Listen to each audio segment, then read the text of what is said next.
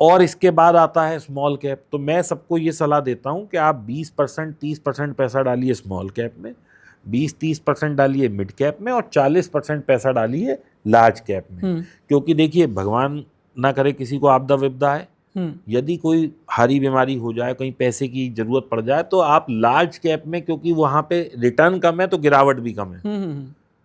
वो है ना, no gains no pains no gains. तो वो देता ही आपको 13-14% है, ठीक तो है, गिरता भी इतना ही है। ठीक है। तो वहां पे क्या है, आपके पैसे की सेफ्टी ज्यादा है। तो वो एक हो गया कंटीजियस फंड, जैसे कभी कोई भगवान ना करे कोई आपदा विपदा आ जाए तो इसमें से निकालो, फिर इसी में डाल दो। ठीक है। जो मिड कैप है वो रिस्की है, हाँ।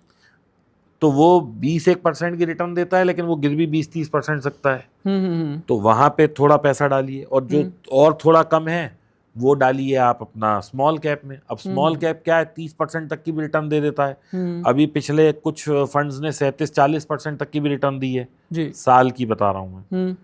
तो अब 40-50% अगर रिटर्न दे रहा है तो 40-50% गिर भी सकता है।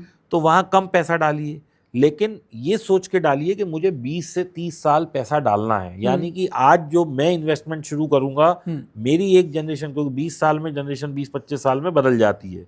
आपकी बातें सुन करके मुझे ऐसा लग रहा है ना कि जैसे मेरी माँ दम बिरयानी बहुत अच्छी बनाती है। जी जी। दम बिरयानी में दम लगाया जाता है, उसके बाद उसे कवर किया जाता है और बहुत वक्त लगता है।